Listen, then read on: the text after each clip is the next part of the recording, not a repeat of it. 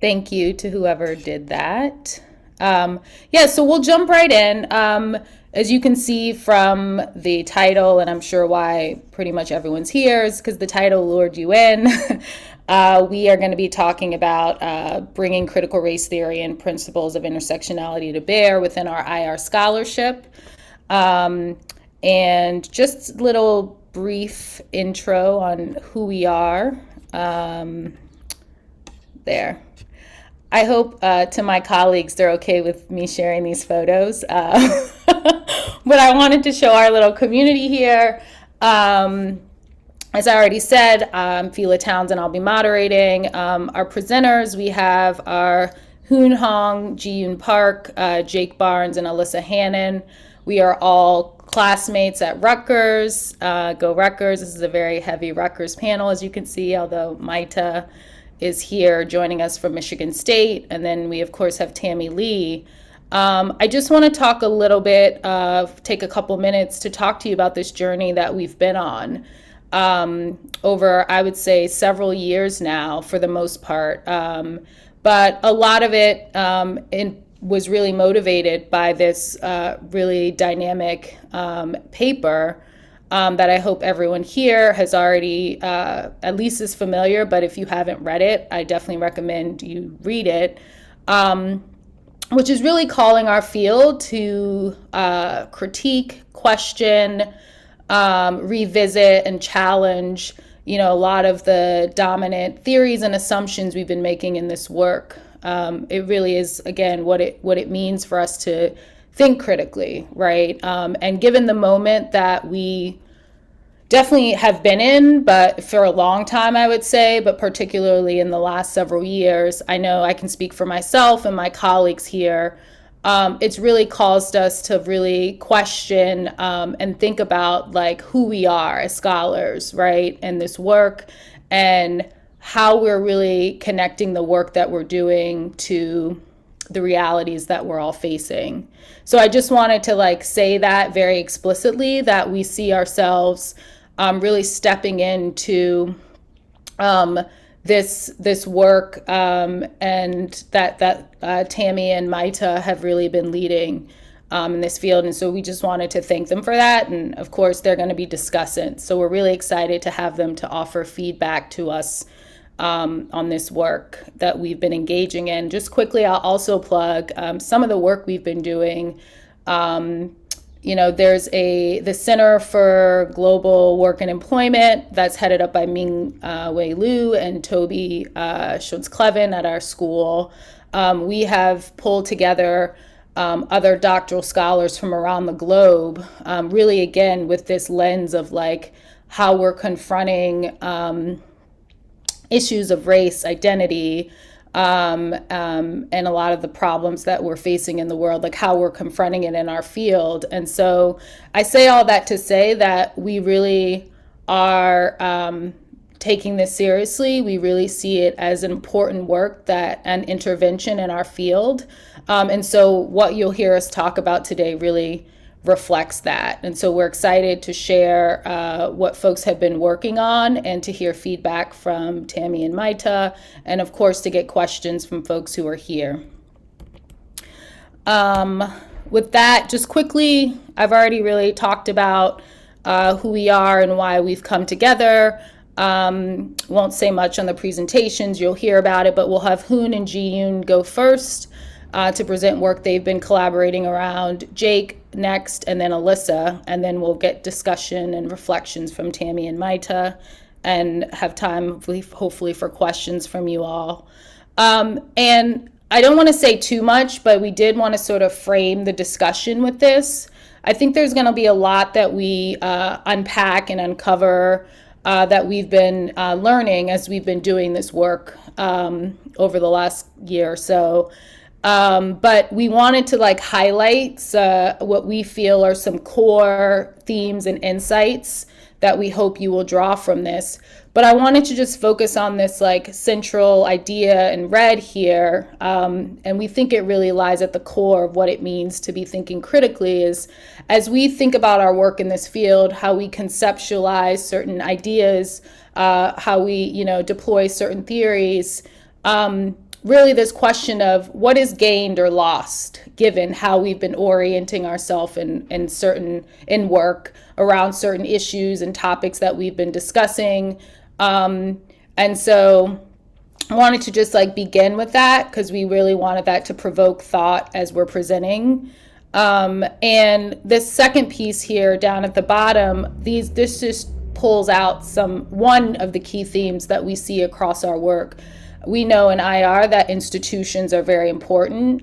And one of the things that we'd love y'all to be thinking about as we're presenting and, really is building on the work that Tammy and Maite have been leading in our field is really around how we understand, study, and deploy social identity-based constructions in our work. So that is race, class, gender, and really looking beyond those as well, and how we understand their role both in shaping the institutions that we have and both in terms of how we think about institutions as well as the broader context that we're in and how that actually shapes worker experiences and worker struggles. So we wanted to lead and start with that. But I will move then and have Hoon, I think, kick us off in the first presentation.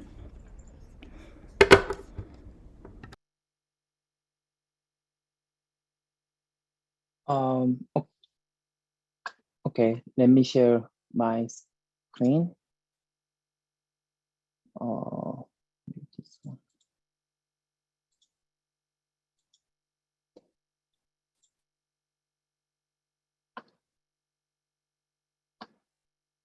Can you see this screen?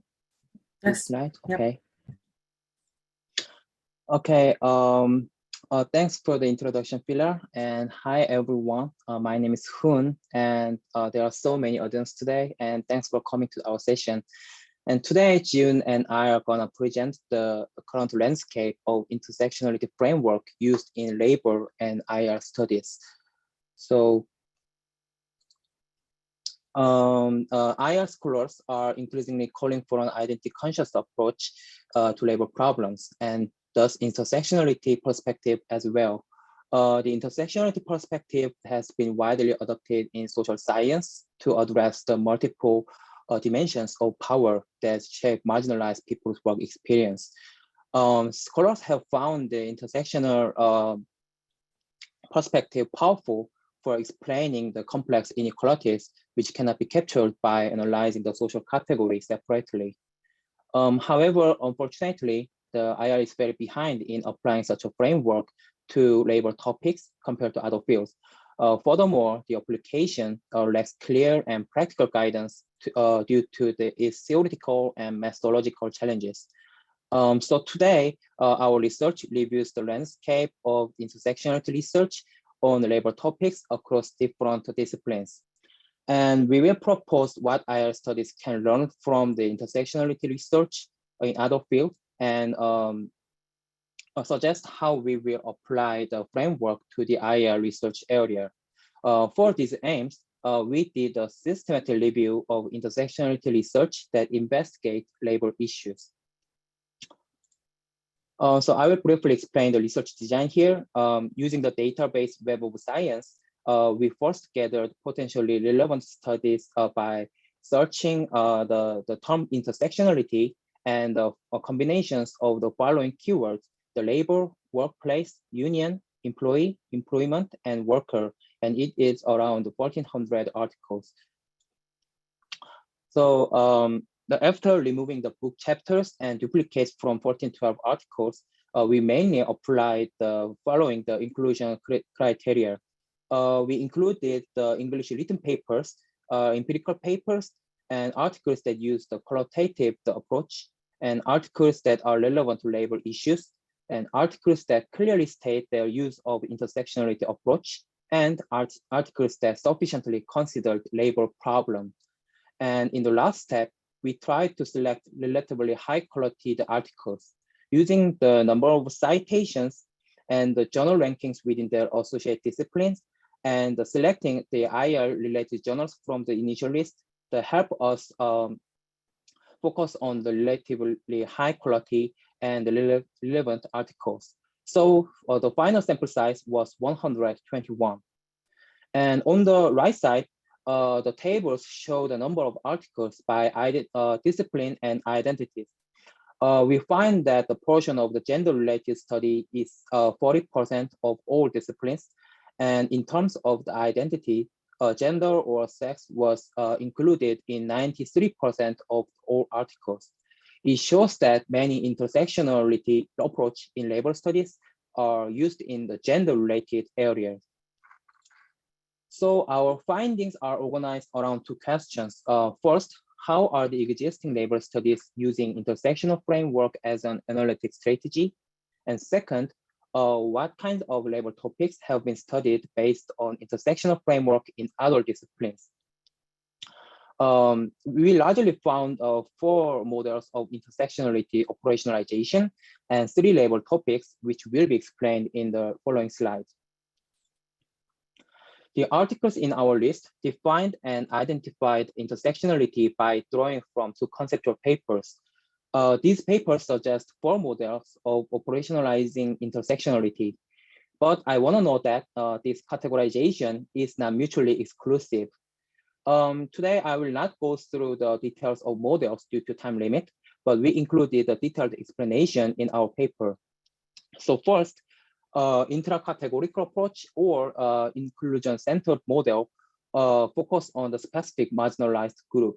And the second, intercategorical approach or process-centered model emphasize relational power dynamics and process of differentiation among multiple groups.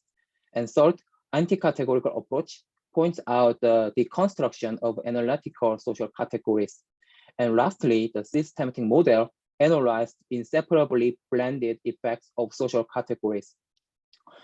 So compared to first 2 approaches, the last 2 are less adopted by the articles, but these 4 models were generally the guideline for the articles in our list. And then Jiyoon will explain the labor topics identified in our list. Thanks, Hoon. So from this slide, I will explain what kinds of labor problems have been researched by scholars in other social disciplines using an intersectionality framework. We largely found 3 labor themes. The first prevalent theme is discrimination, challenges, and disadvantages experienced by workers due to their intersectional identities.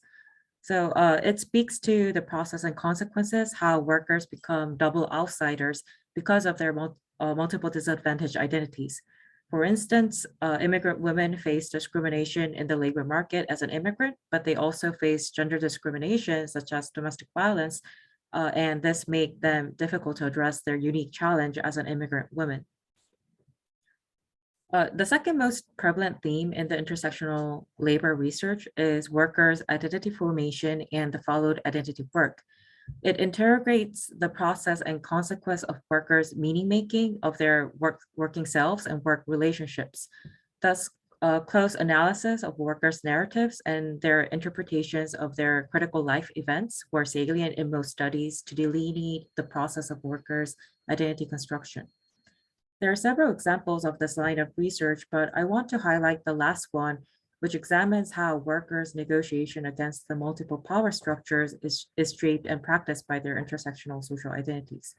For instance, scholars like Dickens and Travis found that workers having multiple identities like educated, Black, female, queer, and etc. strategically enact their certain social identity to de-emphasize stigmatized social identity while replacing it with a more positive one.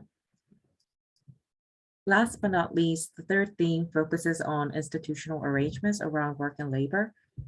These institutions include legal systems, farms, unions, and schools. And this line of research questions how intersectionality is addressed and practiced in such institutions and their consequences. So what this last theme is different compared to the first 2 themes is that while the first 2 themes focus on workers' individual experiences, the last theme go beyond the individual level of analysis to address institutional inequality regimes, institutional logics, and practices. So for instance, a couple of studies interrogated how unions' intersectional practices can be effective in labor organizing.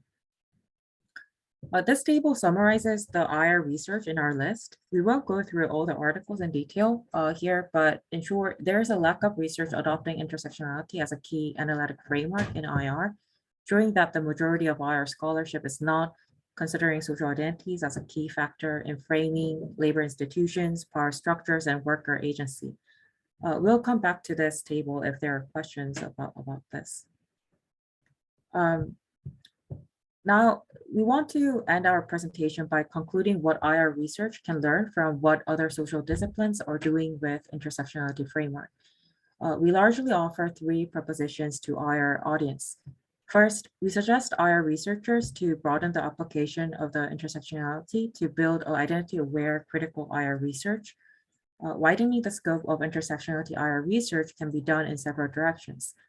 First, for instance, IR researchers can combine it with existing topics, theories, frameworks in traditional IR.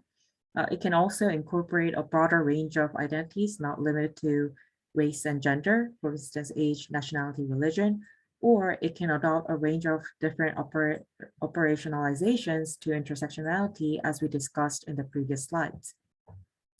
Second, we propose to have more intensive discussion on the conceptualization of class relations, class structure, class conflict, and institutions. While class has been central to IR research, bringing back other social identities require rethinking about class, like how it is related to different social identities. But so far, there is less discussion around these issues. Lastly, we propose to adopt a multi-level lens, which may help to connect micro with macro dynamics of power associated with social identities. So in sum, we suggest that intersectionality approach in IR contributes to understand how institutions are gendered, racialized, classed, and better explains labor problems on both micro and macro levels experienced. But IR has been slow in applying it. So we believe that IR can benefit from the existing intersectionality literature, but also contribute to the literature by engaging in more identity-aware research. Our research contributes to the start of this discussion by connecting IR and pre-existing intersectionality literature in other disciplines. Now I will stop here and hand it to Jake and Elisa, whose empirical cases will especially pick up on the propositions 1 and 2.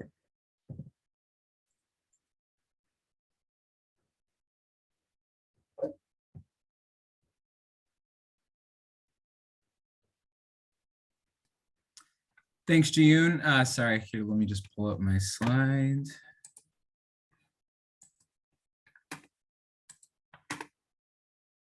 Okay. Oop. Nope.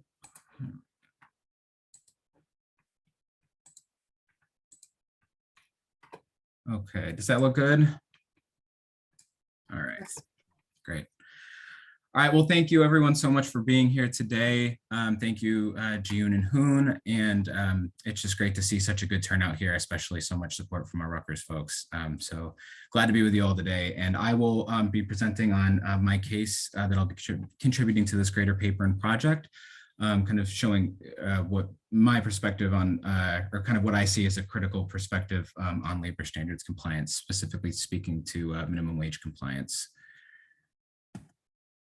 So here I analyzed data from the current population survey and making the case that 2 themes of the CRT perspective, one being intersectionality, as Ji-yoon and Hoon have discussed, and the other being structural determinism, or as Delgado and Stefančić describe, quote, the idea that our system, by reasons of its structure and vocabulary, is ill-equipped to redress certain types of wrong, end quote, are of particular importance in evaluating and explaining variance and experience labor standards violations. To the former, I seek to build on the work of Dan Galvin and others in demonstrating that individuals who identify with multiple marginalized social groups experience the highest rates of labor standards violations. And to the latter, a brief historical analysis of industrial sectors shown to experience the highest rates of wage theft reveals that institutional factors, particularly a legacy of exclusion from labor standards at the state and federal levels along racialized and gendered lines, play an important role in explaining relative differences in labor violation rates. So given the intersectional literature's emphasis on the unique and often intensified oppression that individuals who identify with more than one marginalized identity face in the workplace, this theoretical framework would suggest that these individuals would likewise experience higher rates of labor standards violations, and a couple of explanations for this stand out. For example, the sociological literature suggests that perceptions and experience of discrimination in the workplace are primarily seen by those with intersecting identities as multiplicative rather than unidimensional or oppositional. And similarly, these workers may be less willing to file a formal complaint against an unlawful employer due to an increased distrust of government. It's virtually impossible to accurately measure experienced labor standards violations by way of employer survey, given the complexity and criminality involved. To overcome this methodological hurdle, scholars for decades have relied on individual surveys of workers to gauge job and earnings characteristics and ultimately build estimates of violation rates. So in the current study, minimum wage theft estimates were obtained using data from the 2005 to 2020 current population survey merged outgoing rotation groups. This builds directly on the methods used by Dan Galvin and my colleagues at the Workplace Justice Lab at Rutgers. While we typically use this strategy to assess violation rates across intersectional identities at the state and local level, here I provide a national look over an extended time frame. And I won't go deeper into how these violations are calculated, just given time constraints, but I'm happy to discuss offline if anyone's interested. There we go. Shown by the columns at the top here, Black and Latina workers are 30 and 40% more likely to experience minimum wage violation than white workers, respectively. In regard to gender, female identifying workers are 50% more likely than male identifying workers to experience minimum wage violation, and non-citizens are likewise 50% more likely to experience a violation than US citizens. However, of particular interest here are the four intersectional groups at the bottom of the chart. The two columns at the bottom show that Black and Latina female non-citizens are between 2 and 3 times more likely than white male citizens to experience minimum wage violation. The significantly higher likelihood of these workers to experience violations compared to the other groups discussed provides important evidence that worker identification with multiple marginalized groups has a significant compounding effect on the probability of that worker experiencing wage theft.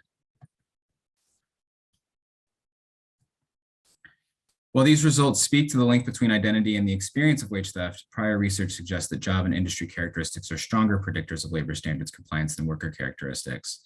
And here, CRT's core theme of structural determinism can be useful in theorizing why particular sectors of the economy have higher violation rates than others. For example, extant research has pointed to factors such as higher workplace fissuring in particular industries, and that meaning certain industries with higher incidence of franchising, subcontracting, and temporary employment often have higher rates of labor standards violations due to the complexities of the employment relationship and ability of violating employers to evade government detection. The CRT perspective in this sense points to another important aspect of industrial variation that may very well impact standards compliance and their unique historical legacies of oppression and exclusion, particularly as structured and institutionalized within dominating legal frameworks. So using the same data set as before, this chart compares minimum wage violation rates across industries. Minimum wage violation estimates were calculated using each respondent's applicable state and federal minimum wage to create an upper and lower bound within which the true violation rate for each industry may confidently lie. Even when using this cautious methodology, several industries stand out as having particularly high estimated violation rates. Private households are particularly speaking to domestic workers, food services and drinking places, and agriculture, farm workers. These industries and the jobs that characterize them collectively embody a number of important factors that have previously been linked to decreased labor standards compliance. However, when applying a CRT lens to this analysis, it becomes clear that the prejudice histories these industries embody also play a crucial role in understanding compliance. So just for sake of time, I won't be speaking to food service and restaurants, but in regard to domestic and agricultural work, I think Sean Farhong and Ira Katz-Nelson in their 2005 piece in Studies in American Political Development provide a critical analysis of how coalitions formed across political lines to put key exemptions into the Fair Labor Standards Act before it was ultimately passed. Congressional Republicans and Southern Democrats were united in their motivations to preserve the racial order within the world of work, to the point where they together successfully advocated to exempt domestic and farm labor from key New Deal labor legislation. And while progressives sought to use this opportunity in part to minimize economic inequality across racial lines, they were unable to pass any meaningful legislation without the support of their Southern colleagues. In the years following the New Deal, both domestic and agricultural workers gained a number of rights under federal labor and employment law, including FLSA. FLSA being the Fair Labor Standards Act. Even with these formal extensions of rights in the years since FLSA was initially passed to nearly all workers in these industries, and the passage of laws at the state and local levels that often mirror or exceed FLSA coverage, The data suggests that many of these workers are still being treated by employers as lacking these protections. Also of note here is the application of institutional theory from the comparative political economy literature, particularly in regard to institutional change. These amendments to FLISA can be interpreted as examples of institutional conversion or the gradual adaptation of existing institutions to serve new goals or fit the interest of new actors. However, while scholars of CPE often deploy theories of institutional change to explain the impact of liberalization on enduring institutions, the policy amendments discussed here may in some ways be seen as doing the opposite. That is, rather than further imbuing principles of market determinism within existing institutions, as proponents of liberalism generally advocate, these reforms extended the application of these institutions to a previously exempt set of workers and employers. In effect, these amendments sought to convert the law from its original intention of sustaining racial and gender divisions to eradicating them. And although these amendments likely raise wages and standards for some, the current high rates of wage that presented above suggest that their historical ties to segregation and devaluing along racial and gendered lines has created a legacy of exclusion and subordination that continues to define employer behavior within these sectors. So we'll talk about, Phila already alluded to some of what we see as the broader theoretical implications of our work, but some of the practical institutions, I think, come from this. Rather than a focus on securing piecemeal extensions of existing policy built initially to sustain racial, gendered, and class-based divisions, it is argued here that workers' advocates should prioritize lifting standards through building new institutions and implementing proactive and co-enforcement strategies.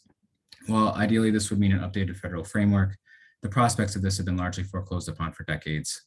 Advocates have alternatively turned to successfully passing domestic and farm worker bills of rights at the state and local levels across the country. Other strategies exist that may be implemented within existing systems of enforcement, particularly co-enforcement, or as Fine and Gordon define, the idea of giving community partners such as worker centers, unions, and other stakeholders a formal and institutionalized role in the enforcement process, provides an alternative to traditional government approaches that may be unable to reach these workers or to gain necessary trust. And workers may be more likely to confide in local community organizations staffed by those with which they share intersectional identities and experiences, and to understand the varied and complex forms of oppression these workers face. Further, as FLISA was established alongside a reactive approach to enforcement, where investigatory actions were primarily in response to complaints received from aggrieved workers, the system of complaint-based enforcement has become embedded over the years not only in federal systems of labor standards enforcement, but adopted by states and localities that have passed their own legislation due to its precedent.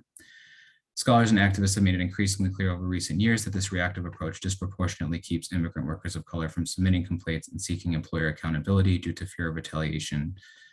In this sense, the embeddedness of this inadequate enforcement paradigm cyclically keeps workers with marginalized identities in precarious situations where retribution is functionally unavailable to them. The growing influence of the idea of proactive enforcement, both in terms of targeted investigations toward industries and active facilitation by stakeholders within systems of co-enforcement, opens up important pathways for these workers to reclaim the money they've earned. With that, I will pass it to my colleague, Alyssa. Thanks so much, Jake. I will just share my screen here.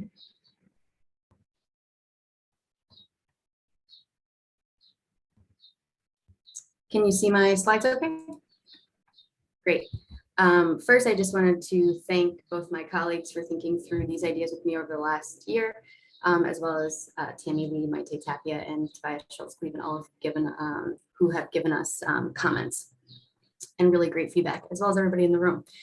So thanks very much, and thanks, Jake. I'm going to now present our second case study of sorts, which is looking at a CRT application to HCT. This is mostly a conceptual critique.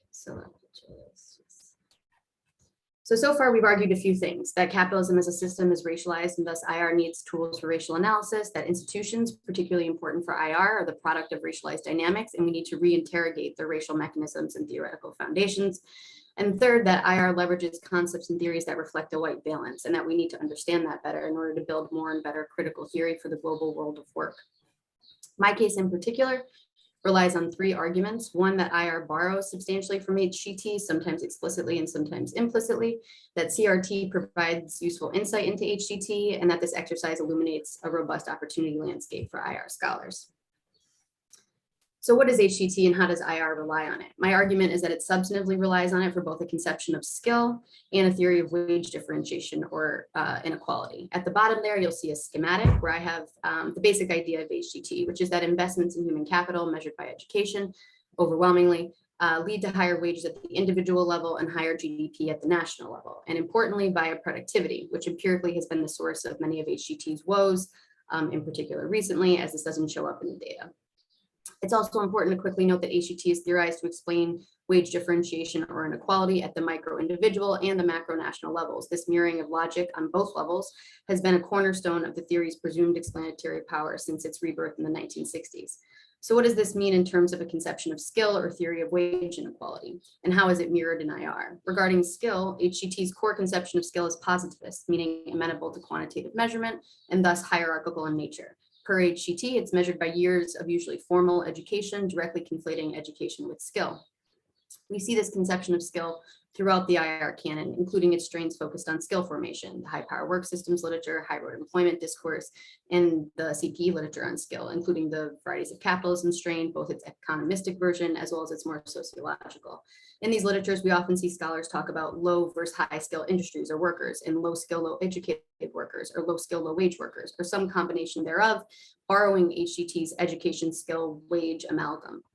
Regarding wage differentiation, that's that second row there, and HGT's theory of wage differentiation or its explanation of wage inequality, wages are linked in direct proportion to human capital, seen as a return on an individual's investment in human capital. And as my next bullet indicates, a key assumption of HGT is that technology is presumed to demand and thus compensate highly ever more educated, skilled workers. In effect, human capital supply creates its own demand, which in reality and in the data we have, it hasn't. These ideas have become linked with the economic story of skills bias technological change, or SBTC, which runs as conceptual groundwork for much of IR's work on skill. The theory goes low skilled workers must be trained and industries must be upgraded to induce higher wages, which if there's a problem at all in this plan, it is seen as generally a coordination problem, for example, at the national level, or a control problem from the perspective of labor. In light of both the mounting challenges to HGT, which I'll get into more in a moment, as well as trends including the rise of so-called soft skills, it's a particularly important and interesting time to question underlying assumptions around the study of skills in IR and integrate old and new literatures to introduce more theoretical diversity. I mentioned IR's need for an alternative toolkit to study skill in light of HGT's challenges. So what are those challenges? Some are longstanding and some are more emergent. On the conceptual side of things, conceptual critiques have been with HGT a very long time, the most salient and increasingly apparent of which is it's still not very clear how skill is conceptualized in this theory, though it relies on the productivity of skill at work for its causal claims. This has been a problem for scholars working directly with HGT-based assumptions and trying to operationalize them in their models, and they have written about this challenge, for example, in the strategic HRM literature. See the Nyberg citation there. On the empirical side of things, some of HGT's empirical challenges are very long-standing, like the so-called micro-macro paradox, where increases in human capital and sometimes wages don't comport with productivity level increases and or wage increases at the firm and at the national levels. So either people in countries get richer but don't seem to be more productive, or people in countries invest in human capital, quote unquote, but don't get richer. And more recently, and especially since the 2000s, problems for HGT include an inability to explain wage inequality, decreasing college wage premiums, and probably of most concern, the fact that the fastest rate of inequality is actually within educational groups, not between them. These are all particular problems for IR, a problem-centric and applied discipline, because HGT hasn't and increasingly doesn't reflect reality. There are also clear and important racial dimensions to HGT's challenges, which means IR would benefit from tools able to tackle race. These figures represent the racialized returns to human capital investment, meaning effectively that the HGT equation doesn't work for everyone or every country equally, and for whom it does work, it seems to be in part dictated by race. On the left, you'll see racialized return to human capital investment at the national level, showing investments in education as a percentage of GDP, where you have the three country lines at the top of the graph, including countries like Morocco, Malaysia, and Kenya, outspending other economies on education, but not seeing comparable returns in terms of economic growth, in fact, seeing slower growth. And on the right there, you'll see individual returns to human capital investment of college graduates in terms of hourly earnings by race.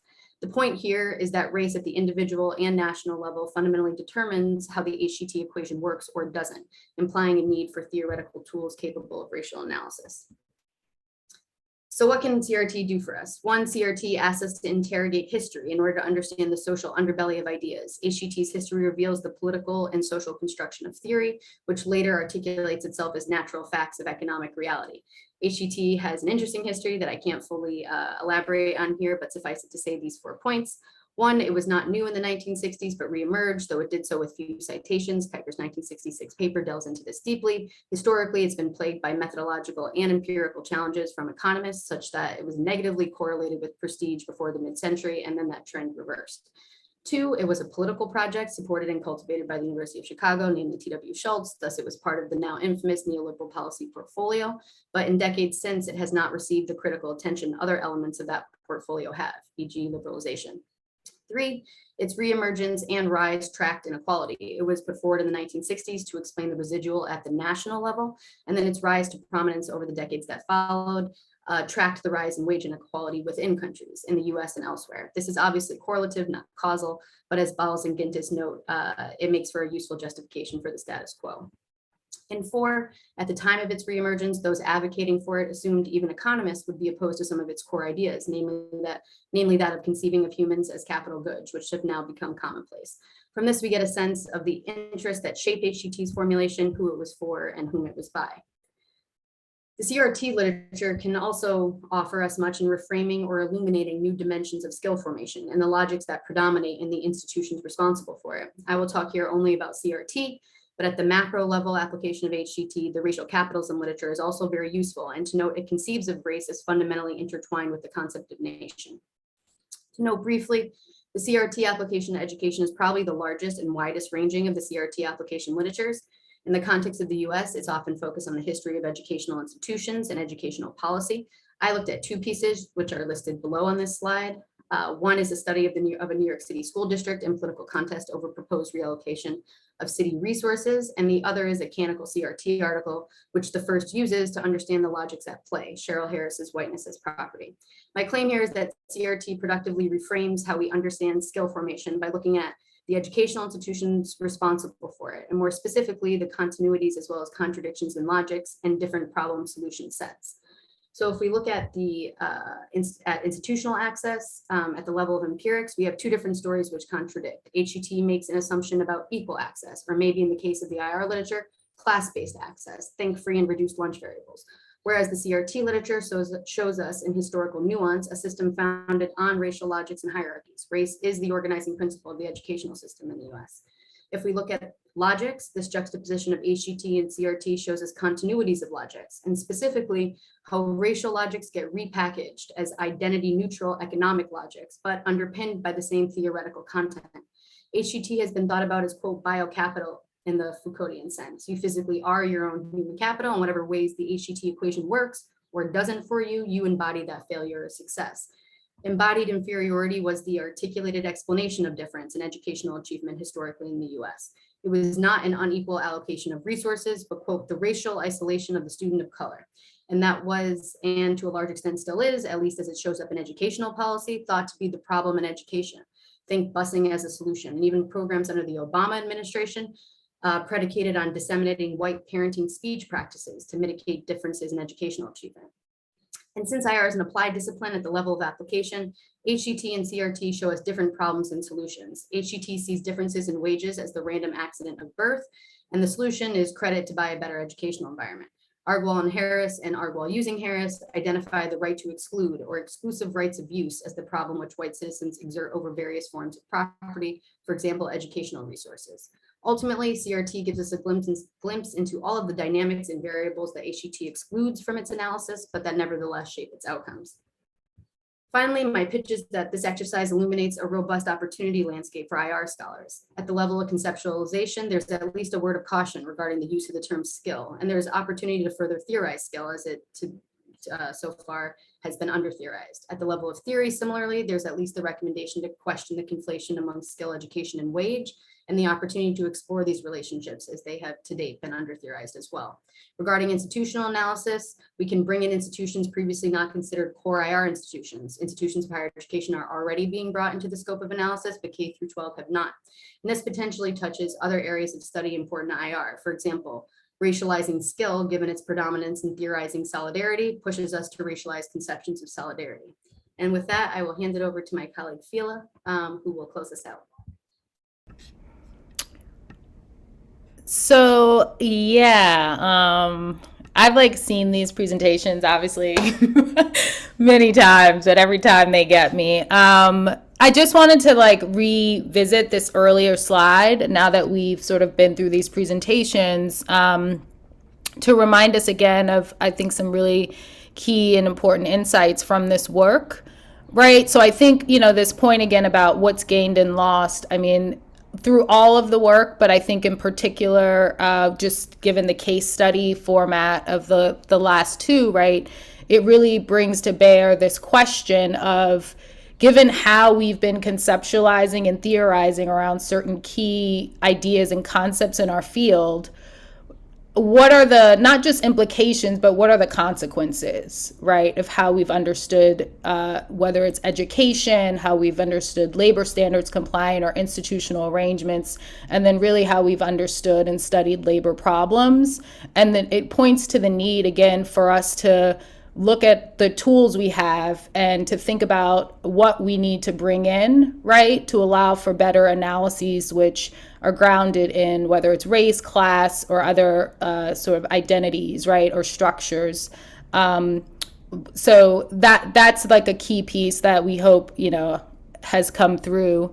And then this second piece, thinking a bit more about the relationships between institutions, worker experiences as it connects to their identities. We really wanted to, again, call us to think about, challenge, critique, right, how we've understood the meanings of these ideas, of whether it's identity, what are the foundations, right? When we think about institutions or our broader institutional context, as we like to say in IR, what are the foundations of these things, right? Who are the actors that are building the institutions through their agency? What impacts are institutions having on workers? And how do we bring our analyses in line with the real world challenges that workers are experiencing on the ground? So I will stop there because we definitely want to hear from Maite and Tammy. So thank you. Great, thank you, Fila. So first I want to say thank you so much for having us on as discussants. I mean, to me, this group of Rutgers students is just really amazing. I read all all your papers, and I highly recommend them to anyone else attending this panel or anyone in that regard. I think it's really great to see how you're pushing forward kind of this work on CRT and intersectionality within industrial relations studies, which is something that's still largely missing. And as you know, Tammy and I have more detailed comments on your papers, but we will use this time to just highlight some comments or points because we want to make sure that there's enough time to hear from the audience as well. So let me very briefly go over all of them, and then Tammy take it over, and then we'll open it up. So first for Jion and Hoon, you've really done a tremendous exercise of reading through kind of 100+ articles, categorizing them by theme, by sub-theme. It's kind of like a meta-analysis which you did, which is really great. And I'm guessing that you and many others will be able to use that kind of as a foundation for future studies. So it's really, you kind of laying the groundwork. So it's really, really great.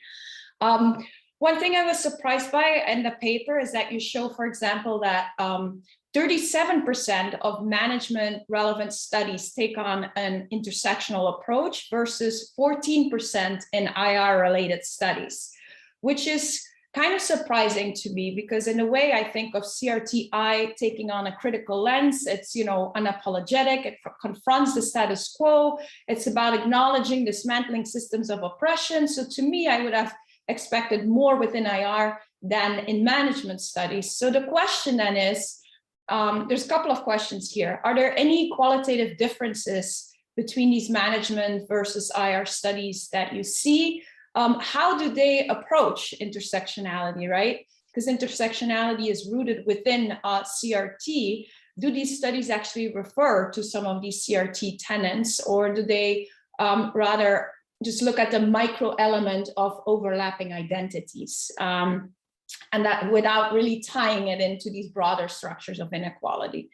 So that gets also kind of at the operationalization that McCall and Joan Ferrier uses, and to what extent their approach to intersectionality, is it actually rooted within CRT? And I think that's an important question for all of us to ask. I'll move on to Jake's paper. Again, another great paper, Jake, in which you focus on wage theft in the US, and you highlight how in certain sectors, agriculture, domestic work, food services, how wage theft there is more prevalent.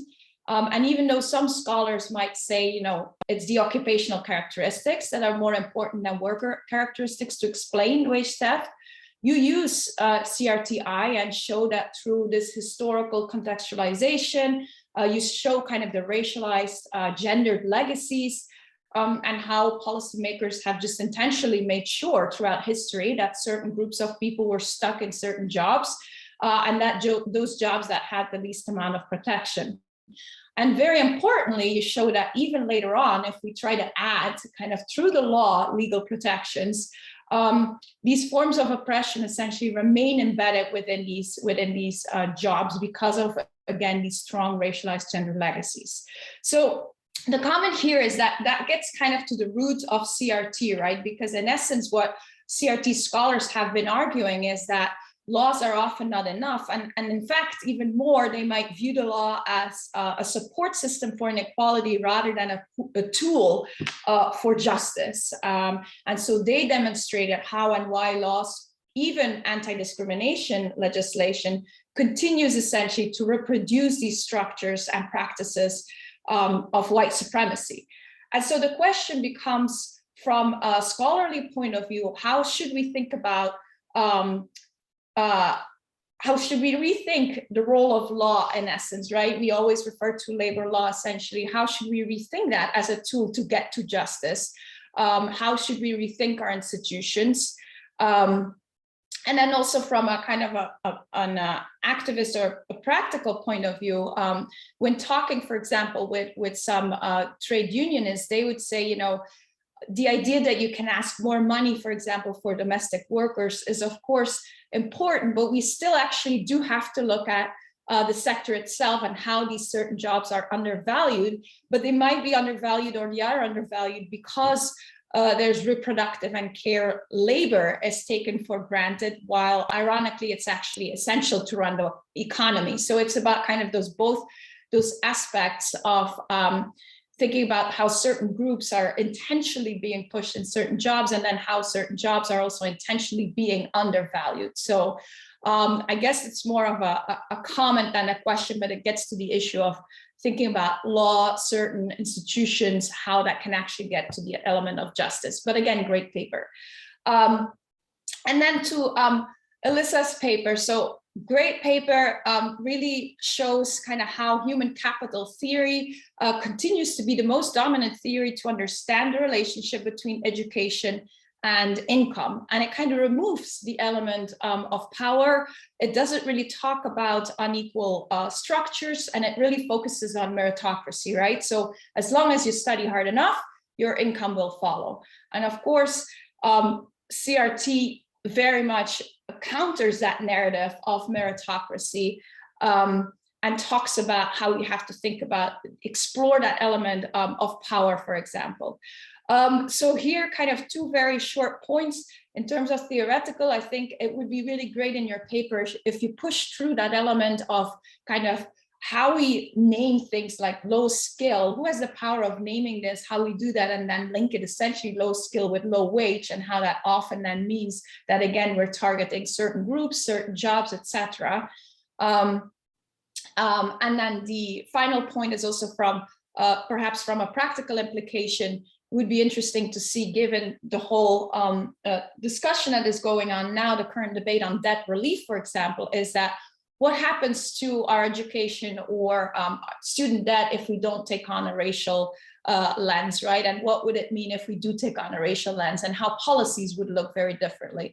So again, I think, I mean, your work, Alyssa, is so important. It has extremely important implications, you know, for our IR theory, but also in the policy debate, etc. So all three papers, all Rutgers students, of course, including the intro and how you framed it, Fila, is really a terrific job. So thank you all so much for having me be a part of it.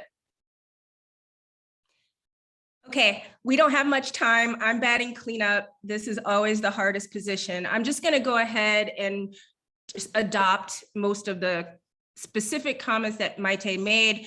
Also see the ones in your papers individually for some literature issues and other things that are critical. But I want to do with my minute or so is sort of branch this out and give it super macro so that those folks in the audience can generate some questions that I think are important that go to Alyssa's eventual question, which is what is the relevance or continued relevance of industrial relations if we put a critical race lens on it or if we don't. Right. Okay. So first, my comments are really about language, right, which has implications for the literature that we're engaging with, and also methodology, analysis, and tools. Then I want to talk a little bit about what Jake has brought to the table, which is what is IR's relationship with institutions? Like, which ones do we embrace just pro forma, and which one should we sort of reconsider our notions of enforcement and how that relates to accountability and how that relates or not to justice, right? So, okay, let me just get into it. So on language, I think some of the confusion that Hoon and Ji-yoon really brought to our attention about what is IR doing has to do with the fact that we have a tendency, those of us who are getting involved with critical race theory at this late stage in terms of the field, is that we're trying to separate intersectionality from critical race theory. I've got some feelings about why we do that. There's always this thing about we don't want to offend this group more than this group, or we're focused too much on Black folks. I think it's a mistake to separate intersectionality from critical race theory. I think it's a theoretical mistake to do that, but I also think that then what does intersectionality means if it's not rooted in an extensive literature that got us to the point where we could understand these different types of social identities in a social system, right? There's a reason why it started with Black workers and our sort of evolution from being chattel property, right? And this engagement with whiteness as property. There's a reason why it starts there, and we should really consider what are these pressures for us to abandon the really important part of critical race theory when we talk about intersectionality, right? Okay. I also wanted to say briefly on laws and institutions. So as Maite pointed out, critical race theory, right? Those were folks started with legal scholars of color who were really questioning whether or not laws are the problem, are institutions the problem, right? And if we have inequity that is built into those institutions and those laws, what are we trying to do? What is the project? What are the questions IR is raising about institutions and what we need to examine? What is it going to take to actually have social justice, if that's what we're looking for, right? Or equality, right? What does that mean when we know that the system is inequitable and we try to put laws that treat us all as equal? Right. So those are, we can raise that separately and in question and answer. I want to just sort of spend the last second on relevance. And I want to thank Alyssa for sort of guiding us there. I think what we need to do in industrial relations is make some choices, right? Once we add a critical race lens, the definition of the labor problem becomes contested. And it actually is an opportunity to open up what are the empirical cases for study for what is industrial relations, right? So who gets to define the labor problem? What is labor when we bring a critical race lens, right? What is labor justice versus, for instance, social justice? Right? Those are very key things that we need to think about. What is the labor movement versus social justice movement? Is Black Lives Matter a labor movement? What are the ways in which our traditional frames leaves out long-running historical, tactical repertoires that have been there for a long time, right? So who gets to define the labor problem? And another thing is, what is this the opportunity for if we do adopt critical race theory into industrial relationship? We talk about opportunities for the field, right? Are we talking about just trying to stay relevant in a world in which it's important to understand identity, right? Increasingly important to understand identity, or are we actually talking about justice? Critical race theory and intersectionality is an unapologetic political set of theories, right? It seeks justice. So are we a field that is value laden? What is our comfort with that in terms of our theory and praxis, right?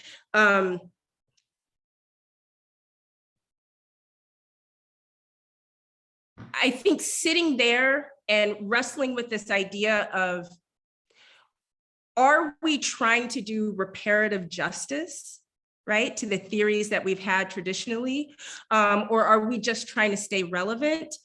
Then triggers, when we're dealing with practitioner, a question of whether or not we're just extracting information from them in order to stay relevant as a field, or if we're working in coalition with the practitioners in the field to some sort of goal of equitability or equality or justice, right? So I know that was a little bit scattered. I was just trying not to repeat things that Maite and I had talked about before. And now I kind of want to see how the audience is reacting to you and to the topic. And I think that will be quite telling.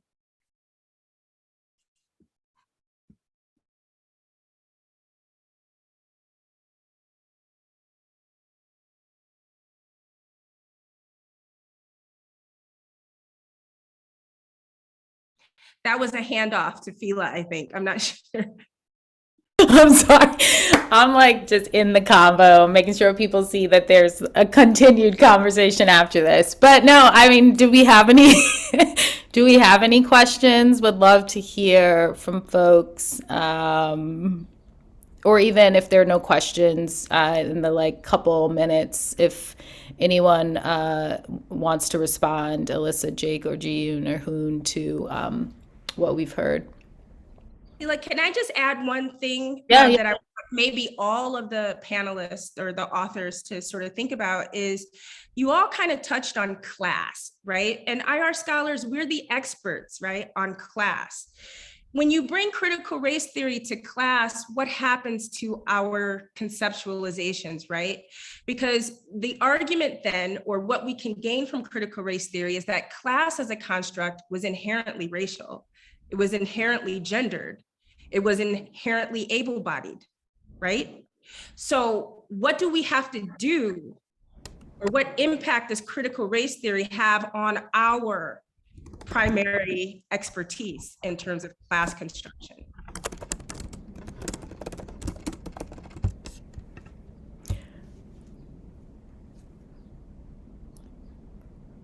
I would say I do touch on this a bit. Obviously, I'm not presenting my research, but this is core to what I'm looking at in my Black Worker Center research. So if anyone's around tomorrow, anyway.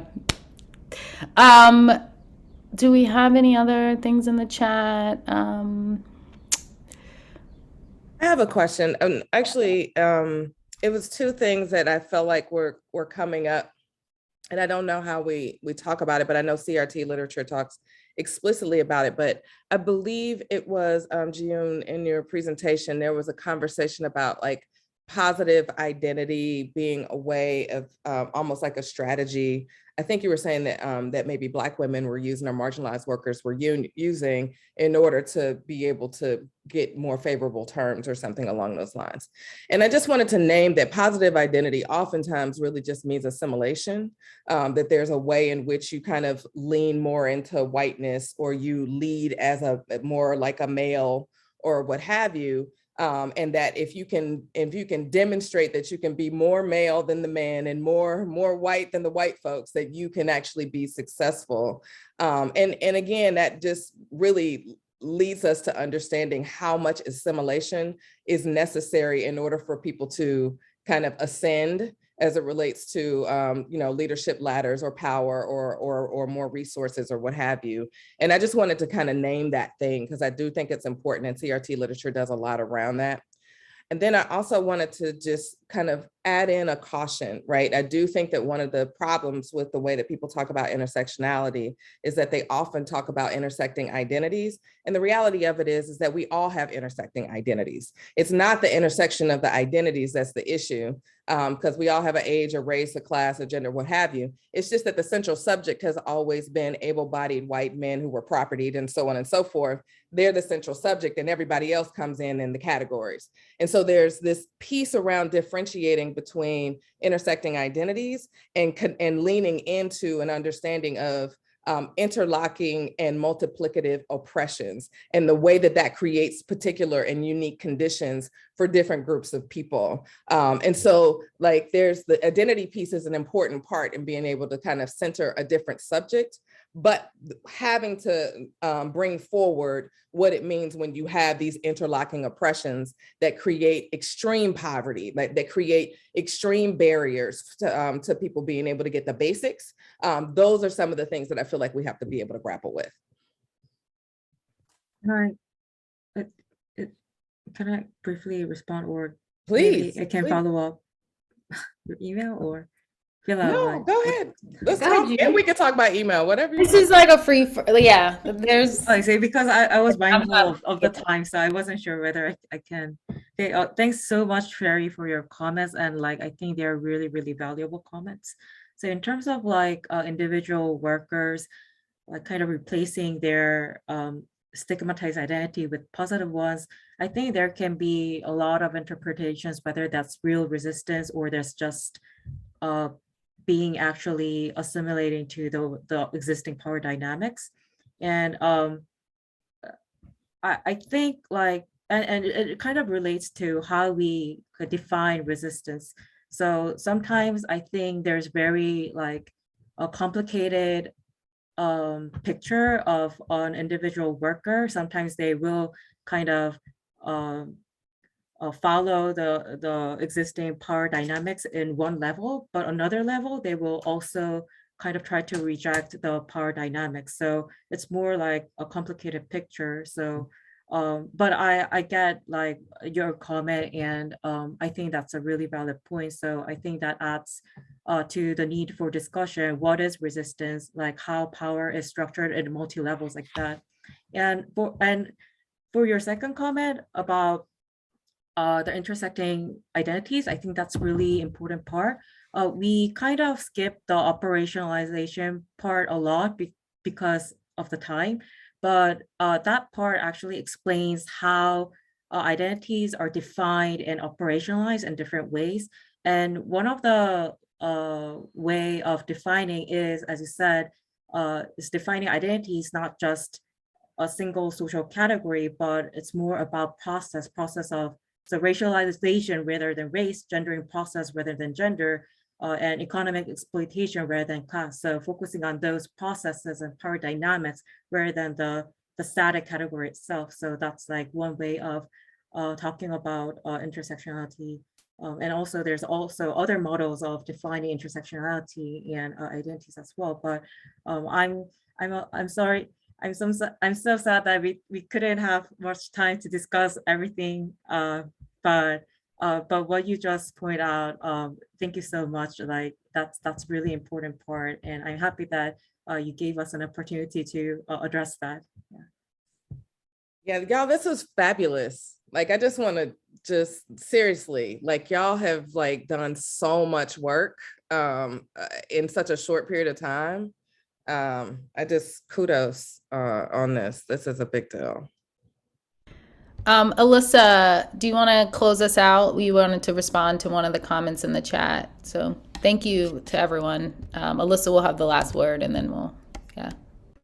Yeah, sure. I think we just wanted to follow up on Adrian's note about where this is going. So we as a group are hoping to craft a number of these ideas into a joint paper, a collaborative paper with sort of the framing that both Fila and June and Hoon have spoken to, as well as some critical examples or case studies. So we look forward to sharing that with the LERA community, and just again want to reiterate our gratitude to everyone here, to Tammy and Maite, Sheree for your comments, and Toby for his comments on our paper. And yeah, we hope you all will stay tuned. We're excited to join the next session, which I think starts now. We've cut into the breather period, but at 12:15 with Cherie, Naomi, Tammy, Maite, and I believe Daniel Phillips Cunningham.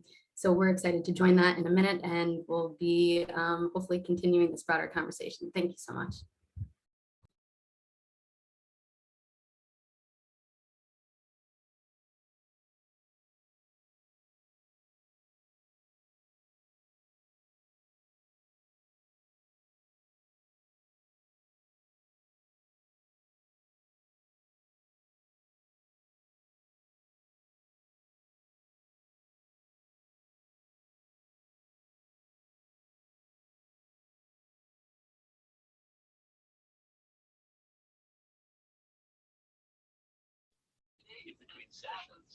Are we in this? I think I need to stop the